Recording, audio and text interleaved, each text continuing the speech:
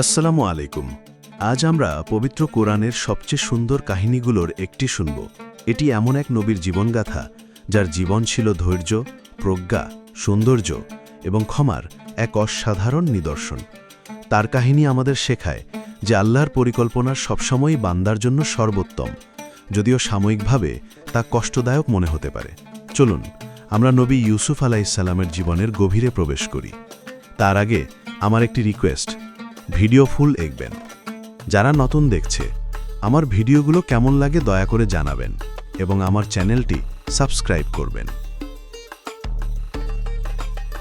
কাহিনীর শুরু হয় ফিলিস্তিনের এক প্রান্তরে নবী ইয়াকুব আলাইহিসসালামের সবচেয়ে প্রিয় পুত্র ইউসুফকে দিয়ে। ছোটবেলায় ইউসুফ এক আশ্চর্য স্বপ্ন দেখেন। তিনি দেখেন 11টি নক্ষত্র, সূর্য এবং চাঁদ তাকে সিজদা করছে। স্নেহের পিতা ইয়াকুব বুঝতে পারেন এটি একটি ঐশ্বরিক ইঙ্গিত। তিনি ইউসুফকে এই স্বপ্নের কথা তার ভাইদের বলতে নিষেধ করেন, কারণ তিনি তাদের মনের ঈর্ষা সম্পর্কে অবগত ছিলেন। কিন্তু ভালোবাসা যেমন গোপন থাকে না, তেমনি ঈর্ষার আগুনও চাপা থাকে না। ভাইরা তাদের পিতার এই ভালোবাসা সহ্য করতে পারল না। তারা ইউসুফের বিরুদ্ধে এক ভয়ঙ্কর ষড়যন্ত্র করল। একদিন খেলার কথা বলে তারা ইউসুফকে দূরে এক নির্জন প্রান্তরে নিয়ে গেল এবং এক গভীর কূপে ফেলে দিল। এরপর বাবার কাছে ফিরে এসে এক মিথ্যা গল্প শোনাল যে নেকড়ে বাঘ ইউসুফকে খেয়ে ফেলেছে।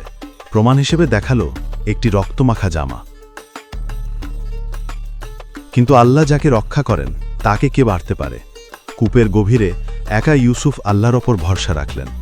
কিছুদিন পর এক বণিক কাফেলা সেখান দিয়ে যাওয়ার সময় পানি তোলার জন্য কূপের মধ্যে বালতি ফেললে ইউসুফ উঠে আসেন। তারা এই সুন্দর বালককে পেয়ে মিশরে নিয়ে যায় এবং সেখানকার রাজার মন্ত্রী আজিজে মিসরের কাছে সামান্য মূল্যে বিক্রি করে দেয়। আজিজের ঘরে ইউসুফ বড় হতে লাগলেন। তার জ্ঞান, প্রজ্ঞা, সততা এবং অসাধারণ দৈহিক সৌন্দর্য সবাইকে মুগ্ধ করে। কিন্তু এই সৌন্দর্যই তার জন্য নতুন পরীক্ষার কারণ হয়ে দাঁড়ায়।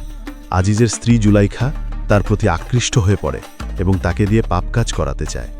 কিন্তু ইউসুফ বাইফ আলাইহিসসালাম ছিলেন আল্লাহর এক একনিষ্ঠ বান্দা। তিনি দৃঢ়ভাবে তা প্রত্যাখ্যান করে বলেন, আমি আমার প্রভুর কাছে আশ্রয় চাই। জুলাইখা তাকে জোর করলে তিনি দৌড়ে পালানোর চেষ্টা করেন। পিছন থেকে জুলাইখা তার জামা টেনে ধরলে তা ছিঁড়ে যায়।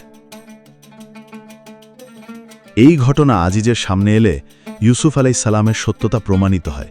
কিন্তু অভিজাত পরিবারের সম্মান বাঁচাতে নির্দোষ হওয়া সত্ত্বেও ইউসুফ আলাইহিসসালামকে কারাগারে পাঠানো হয়। কারাগারের অন্ধকার জীবন ছিল তার জন্য আরও একটি পরীক্ষা। সেখানেও তিনি আল্লাহর প্রতি বিশ্বাস হারাননি, বরং তার জ্ঞান ও প্রজ্ঞা দিয়ে অন্য কয়েদিদের প্রভাবিত করেন। তিনি স্বপ্নের ব্যাখ্যা করার ঐশ্বরিক ক্ষমতা লাভ করেন এবং 2 কয়েদির স্বপ্নের সঠিক ব্যাখ্যা করে দেন। বহু বছর পর মিশরের রাজা এক অদ্ভুত স্বপ্ন দেখেন। তিনি দেখেন 7টি মোটা গরু 7টি শীর্ণ গরুকে খেয়ে ফেলছে এবং 7টি সবুজ শীষকে 7টি শুকনো শীষ গ্রাস করছে। রাজ্যের কেউই এই স্বপ্নের ব্যাখ্যা করতে পারল না। তখন কারাগার থেকে মুক্তি পাওয়া সেই কয়েদির ইউসুফের কথা মনে পড়ল। রাজার আদেশে ইউসুফকে ডাকা হলো। তিনি স্বপ্নের ব্যাখ্যা করে বললেন যে দেশে 7 বছর প্রাচুর্য আসবে এবং তারপর 7 বছর ভয়াবহ দুর্ভিক্ষ দেখা দেবে। তিনি এই পরিস্থিতি মোকাবেলার জন্য একটি বিস্তারিত পরিকল্পনাও দেন। রাজা ইউসুফের প্রজ্ঞা ও দূরদর্শিতায় মুগ্ধ হয়ে তাকে কারাগার থেকে মুক্তি দেন এবং দেশের খাদ্য ও অর্থভাণ্ডারের দায়িত্ব তার হাতে তুলে দেন। ইউসুফ আলাইহিসসালাম তার অসাধারণ পরিচালনায় দেশকে দুর্ভিক্ষের জন্য প্রস্তুত করেন। এরপর সেই ভয়াবহ দুর্ভিক্ষ শুরু হয়। পার্শ্ববর্তী অঞ্চল থেকেও মানুষ খাদ্যের জন্য মিশরে আসতে শুরু করে। একদিন ইউসুফের সেই ভাইয়েরাও খাদ্যশস্যের জন্য তার দরবারে এসে হাজির হয়। তারা তাদের ভাই ইউসুফকে চিনতে পারেনি, কিন্তু ইউসুফ ঠিকই তাদের চিনতে পেরেছিলেন। কয়েকটি ঘটনার মাধ্যমে তিনি ভাইদের পরীক্ষা করেন এবং শেষে যখন তারা চরম অসহায় হয়ে পড়ে তখন তিনি নিজের পরিচয় প্রকাশ করেন। তিনি বলেন, আমি তোমাদের ভাই ইউসুফ। ভাইয়েরা লজ্জায়, ভয়ে এবং অনুশোচনায় নত হয়ে যায়। কিন্তু ইউসুফ আলাইহিসসালাম ছিলেন ক্ষমার মূর্তি প্রতীক। তিনি কোনো প্রতিশোধ নেননি, বরং বলেন, আজ তোমাদের বিরুদ্ধে আমার কোনো অভিযোগ নেই। আল্লাহ তোমাদের ক্ষমা করুন, তিনি পরম দয়ালু। এরপর তিনি তার বাবাকে মিশরে নিয়ে আসার ব্যবস্থা করেন। অন্ধ হয়ে যাওয়া পিতা ইয়াকুব ছেলের জামার সুগন্ধ পেয়েই দৃষ্টিশক্তি ফিরে পান। অবশেষে পুরো পরিবার মিশরে একত্রিত হয়। ইউসুফের শৈশবের সেই স্বপ্ন সত্যি হয়। যখন তার পিতামাতা এবং 11 ভাই সম্মানের সাথে তার সামনে নত হন। নবী ইউসুফ আলাইহিসসালামের জীবন আমাদের এই শিক্ষাই দেয় যে হিংসা ও ষড়যন্ত্র সাময়িকভাবে বিজয়ীর মতো মনে হলেও শুধু সত্য, ধৈর্য এবং আল্লাহর প্রতি অবিচল বিশ্বাসের জয় হয়, আর ক্ষমা হলো প্রতিশোধের চেয়েও অনেক বেশি শক্তিশালী।